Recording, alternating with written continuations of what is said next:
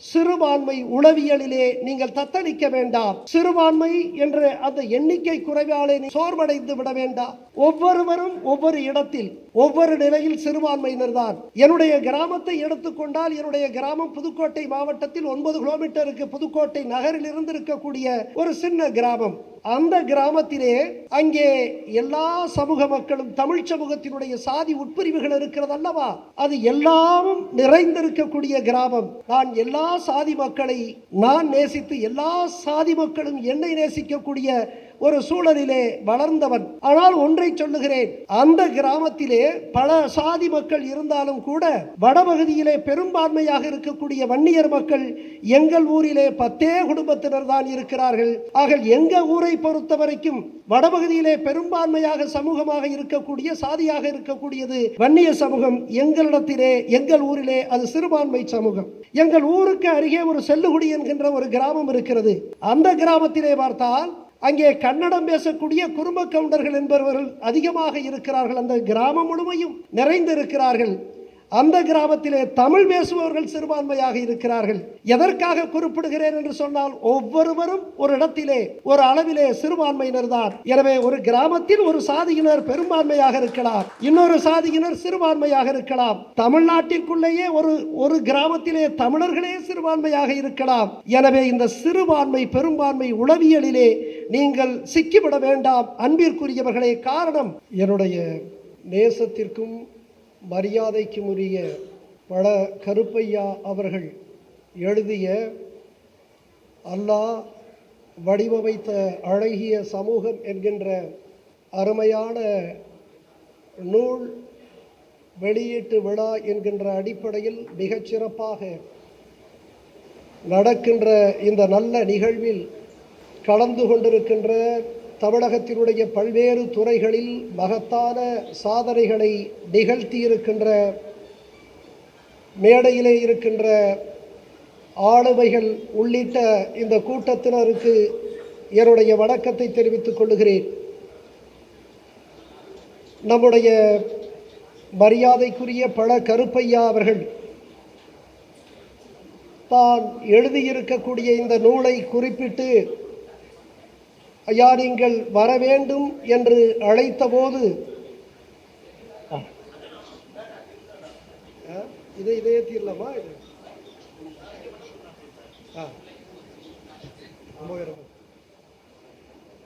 என்னை அழைத்த போது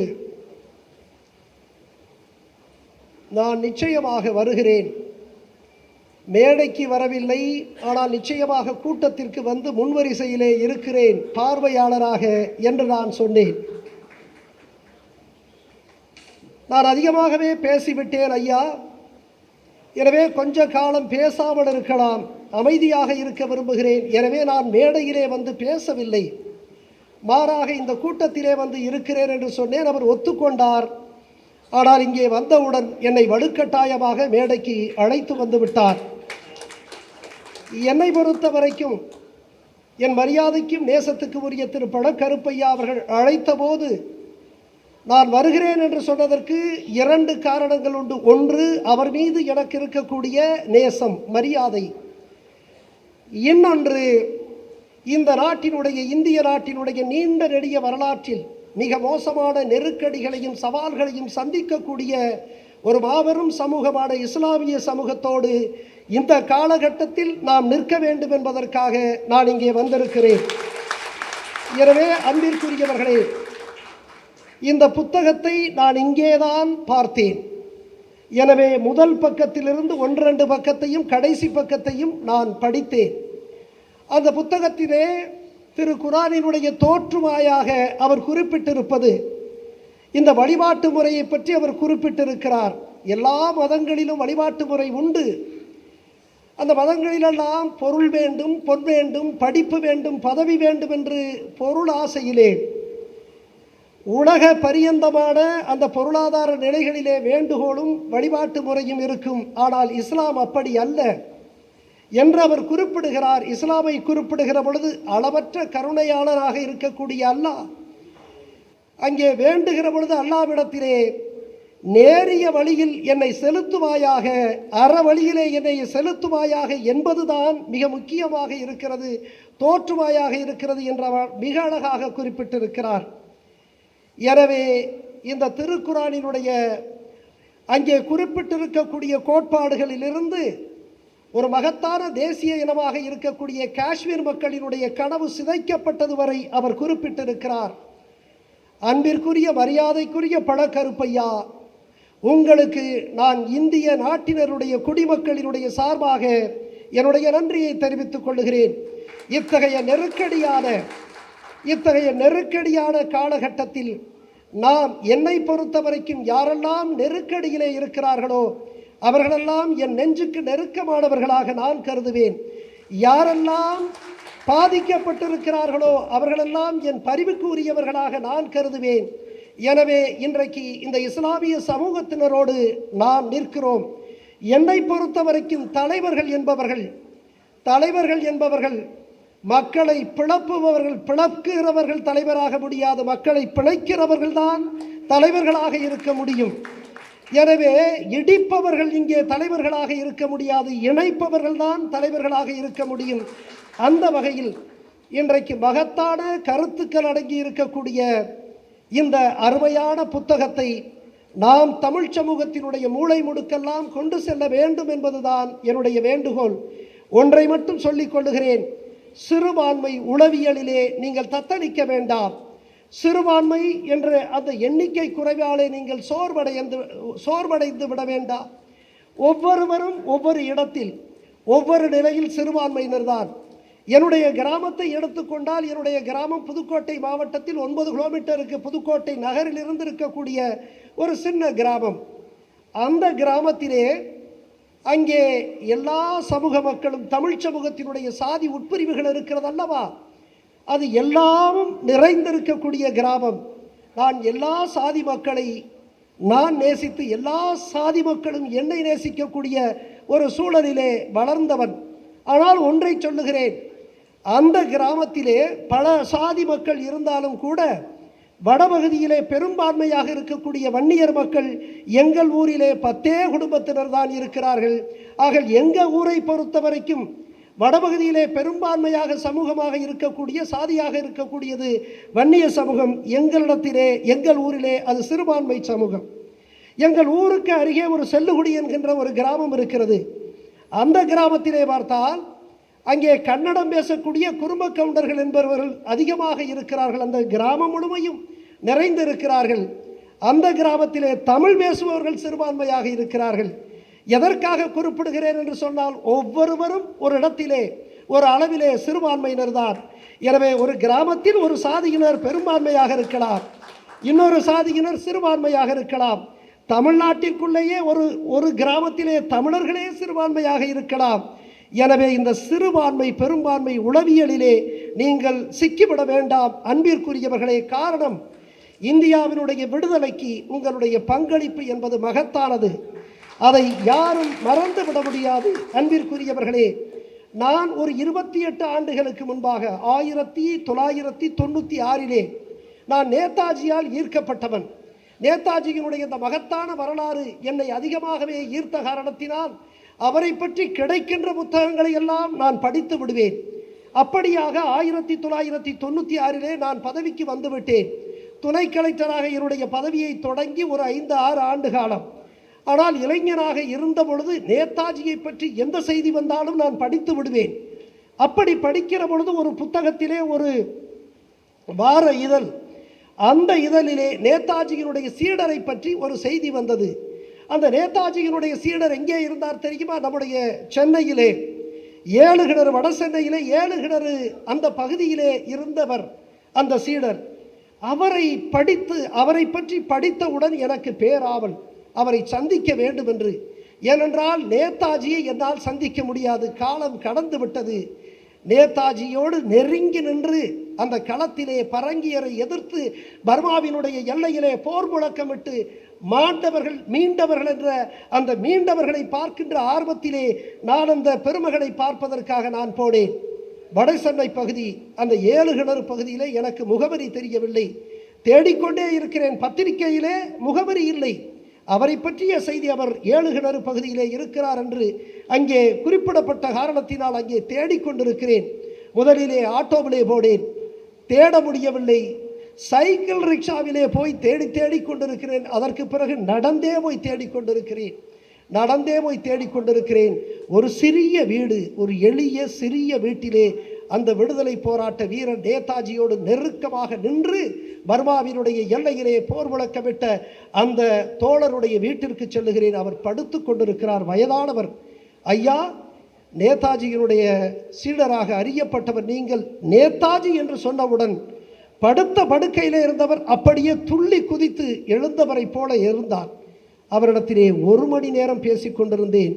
அன்பிற்குரியவர்களே, உங்களுக்கு தெரியுமா, 1943 சிங்கப்பூரிலே அவர் சுதந்திர இந்தியாவை பிரகடனம் செய்ததற்கு பிறகு பர்மாவிற்கு வருகிறார். ரங்கூனிலே வந்து அவர் முழக்கமிட்ட போது பல லட்சம் தமிழர்கள் அங்கே திரண்டிருந்தார்கள். தங்களுடைய செல்வத்தை எல்லாம் இந்திய தேசிய இராணுவத்திற்காக கொடுத்தார்கள். அதிலே கொடுத்தவர் யார் தெரியுமா? முக்கியமானவர் இந்த நான் பார்த்தேனே படுத்துக்கொண்டு வயதோகியத்தால் நோயால் படுத்து கொண்டிருக்கிறாரே, அவர் எவ்வளவு தெரியுமா கொடுத்திருக்கிறார்? 10,000 சவரன் பொன் நகைகளை நேதாஜியினுடைய காலடியிலே கொட்டியிருக்கிறார். அன்பிற்குரியவர்களே, அவர் யார் தெரியுமா?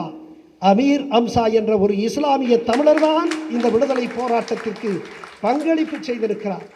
ஆயிரக்கணக்கான உதாரணங்களை சொல்லலாம். இஸ்லாமிய சமூகம் இந்த நாட்டினுடைய விடுதலைக்கு எவ்வளவு அளப்பரிய பங்காற்றி இருக்கிறது என்பதை நாம் பட்டியலிட்டுக் கொண்டே போகலாம். இறுதியாக ஒன்றை சொல்லுகிறேன். நேதாஜி சுபாஷ் சந்திர போஸ் 1945 பர்மாவினுடைய எல்லையிலே அவருடைய இந்திய தேசிய இராணுவம் முறியடிக்கப்பட்டு பின்வாங்க நேரிட்ட பொழுது அவர் அங்கிருந்து அந்த போராட்டத்தை தொடர்வதற்காக அங்கே பார்மோசா தீவிற்கு செல்லுகிற பொழுது பார்மோசாவிலே 1945 ஆகஸ்ட் 18 அவருடைய விமானம் அங்கே விபத்துக்குள்ளாகி அவர் தீக்காயங்களோடு அங்கே கடைசியாக பார்த்தது அதுதான் என்று குறிப்பு இருக்கிறது. அவரோடு யாரும் கூட செல்லவில்லை, ஒரே ஒரு மனிதர் தான் கூட சென்றார். அன்பிற்குரியவர்களே, அந்த மகத்தான விடுதலை வீரரான நேதாஜி கடைசியாக தீக்காயங்களோடு அப்படியே உயிருக்கு போராடி கொண்டிருக்கிற பொழுது அவர் சொல்லுகிறார், கூட வந்த ஒருவரிடத்திலே சொல்லுகிறார், அவர் பெயரை சொல்லுகிறார், போய் சொல்லு நம்முடைய மக்களிடத்திலே நீ திரும்பி போ, எனக்காக ஒரு உதவி செய் என்று கூட வந்தவரிடத்திலே சொல்லுகிறார். கூட வந்தவர் நேதாஜி காயம் பற்றவுடன் தீக்காயங்களுடன் அப்படியே அவரை அணைத்து அந்த இடத்திலே புரண்டு அந்த அவருக்கு ஏற்பட்ட நேதாஜிக்கு ஏற்பட்ட தீய காயங்களை தானே வாங்கி கொண்டவர். அவரிடத்திலே சொல்லுகிறார், எனக்கு ஒரு உதவி செய் என்று கேட்கிறார். சொல்லுங்கள் தலைவரே என்று இவர் சொல்லுகிறார், நீ திரும்ப போக வேண்டும், நம் தேசத்திற்கு போய் சொல், சுபாஷ் சந்திர போஸ் கடைசி வரைக்கும் இந்த நாட்டினுடைய விடுதலைக்காக போராடினார் என்று சொல்லிவிட்டு இந்த போராட்டத்தை தொடர் என்று சொன்னார். அந்த கடைசியாக நேதாஜியிடம் இருந்த ஒரே தளபதி யார் தெரியுமா? ஹபீர் ரஹ்மான் என்கின்ற ஒரு இஸ்லாமியர் என்பதை மறந்து விடுக்கும். அன்பிற்குரியவர்களை, எதற்காக சொல்லுகிறேன் என்று சொன்னால், இஸ்லாமிய சமூகம் இந்த நாட்டினுடைய விடுதலைக்காக, இந்த நாட்டினுடைய உருவாக்கத்திற்காக அது மகத்தான பங்களிப்பு செய்திருக்கிறது என்பதை புரிந்து கொண்டு இந்த சிறுபான்மை உளவியலிலிருந்து நீங்கள் வெளியே வாருங்கள். இந்த நாட்டினுடைய அரசியல் சட்டம் ஒவ்வொரு குடிமகனுக்கும் சுதந்திரத்தையும் சமத்துவத்தையும் நீதியையும் கொடுக்கிறது. எனவே ஒவ்வொரு தனி மனிதனும் நீங்கள் இந்த சமத்துவத்திற்கும் சுதந்திரத்திற்கும் நீதிக்கும் தகுதியானவர்கள் என்று உங்களுடைய ஆன்ம பலத்தை நீங்கள் பெருக்கிக் கொள்ளுங்கள். உங்களுக்கு எதிராக எந்த பாசிச சக்திகளும் நிற்க முடியாது என்பதை நீங்கள் புரிந்து கொள்ள வேண்டும் என்பதற்காக இதை சொல்லிக் கொள்கிறேன். இறுதியாக சொல்லுகிறேன், நீங்கள் ஒரு வகையிலே வணிகம் செய்கிறீர்கள். இன்னும் படிப்பறிவு இல்லாத மக்களும் வறுமையோடு இருக்கக்கூடிய மக்களும் இருக்கிறார்கள். நீங்கள் அதிகமாக படிக்க வேண்டும், பிள்ளைகளை படிக்க வையுங்கள். அது மட்டுமல்ல, இன்றைக்கு ஆள்பவர்கள் அரசியல்வாதிகள் மட்டுமல்ல, இங்கே IAS IPS அதிகாரிகளும் ஆளுகிறார்கள். எனவே உங்களுடைய பிள்ளைகளும் IAS அதிகாரிகளாக IPS அதிகாரிகளாக ஆக்குங்கள். நான் ஒரு 5 ஆண்டுகளுக்கு முன்பாக உத்தரப்பிரதேசத்திலே 2017 அங்கே ஹர்தோய் மாவட்டத்திலே அந்த பாலமோ என்கின்ற அந்த தொகுதிக்கு அப்சர்வராக I was appointed as election observer. அப்படி நான் அங்கே சென்றேன். அங்கே சென்ற பொழுது எனக்கு ஒரு ஆங்கிலம் தெரிந்த ஒரு உதவியாளரை அந்த கலெக்டர் கொடுக்க வேண்டும். கலெக்டரால் கொடுக்க முடியவில்லை. நான் 2 நாள் கேட்டுக்கொண்டிருக்கிறேன். You have to give me an English knowing assistant who can really assist and help me as instructed by election commission என்று அவரிடத்திலே சொல்லுகிறேன். ஒரு ஆங்கிலம் தெரிந்த உதவியாளரை அவர் கொடுக்க முடியவில்லை. மூன்றாவது நாள் போய் கேட்கிறேன், என்ன கலெக்டரை என்ன கொடுக்க மாட்டேங்கிறீர்கள், ஒரு ஆங்கிலம் தெரிந்த ஒரு உதவியாளரை உங்களால் கொடுக்க முடியாதா என்று கேட்ட அந்த மாவட்ட ஆட்சித்தலைவரிடத்திலே அப்படி கேட்டுக்கொண்டிருக்கையிலே ஒரு பெண் வருகிறார்.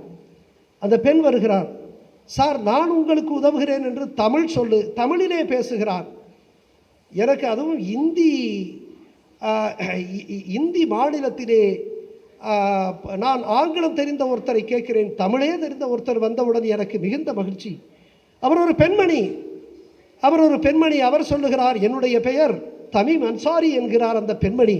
அப்படியே தலையிலே துணி அந்த ஸ்கார்ப் அணிந்திருந்த அந்த தோற்றத்தோடு வந்த ஒரு இளம் பெண்மணி சொல்லுகிறார், ஐயா நான் சென்னையைச் சேர்ந்தவள், தமிழ்நாட்டைச் சேர்ந்தவள். நான் இங்கே IAS அதிகாரியாக தேர்வு செய்யப்பட்டிருக்கிறேன். 2016 அணியிலே தேர்வு செய்யப்பட்டிருக்கிறேன். நான் உங்களுக்கு உதவி செய்கிறேன் என்றால் எனக்கு மிகுந்த மகிழ்ச்சி.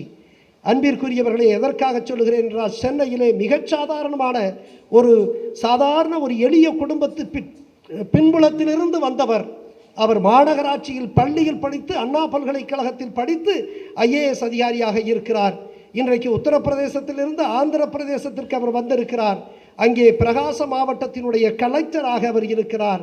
இதை எதற்காக சொல்லுகிறேன் என்று சொன்னால், உங்களுடைய பிள்ளைகளும் IAS IPS அதிகாரிகளாக ஆக்குங்கள், அதிகாரத்திலே அவர்களும் பங்கெடுக்கட்டும். எனவே அந்த வகையில் மிக நெருக்கடியாக இன்றைக்கு நம்முடைய நீதியரசர் மிக அழகாக குறிப்பிட்டார், எத்தகைய நெருக்கடிகளை இந்த சமூகம் சந்திக்கிறது என்று சொன்னார். எனவே அதை வலிமையாக ஆன்ம பலத்தோடு எதிர்க்கக்கூடிய அளவிற்கு நீங்கள் உறுதியாக நீங்கள் வாருங்கள் என்று நான் சொல்லி, இன்றைக்கு மிக அருமையாக இந்த அருமையான புத்தகத்தை வடிவமைத்திருக்கக்கூடிய எழுதியிருக்கக்கூடிய வல்லமை மிகுந்த பேராற்றல் மிகுந்த பேச்சாளர், சீரிய சிந்தனையாளர், எழுச்சி மிகுந்த எழுத்தாளர், உண்மையிலேயே இந்த மண்ணை நேசிக்கக்கூடியவர், அவருக்கு இருக்கக்கூடிய அந்த ஊழலுக்கு எதிரான அந்த சீற்றம் இருக்கிறது அல்லவா, அதை போல வெறுப்பு அரசியலுக்கு எதிரான அவருடைய சீற்றம் உண்மையானது. அவரை நான் அளவுக்கு அதிகமாக நேசிக்கிறேன். அந்த நேசிப்பினுடைய வெளிப்பாடாக இன்றைக்கு நான் நிற்கிறேன். நீங்கள் சிறுபான்மை என்று சொல்கிறீர்களே, அவரும் ஓரளவிலே சிறுபான்மையினர் தான்.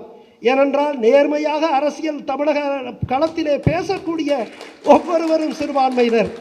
எனவே நேர்மை அரசியலை பேசக்கூடிய இந்த சிறுபான்மையினர் இஸ்லாமிய சிறுபான்மையினரோடு இணைந்திருக்கிறார். வெற்றி நிச்சயம். வாழ்த்துகிறேன். வணக்கம்.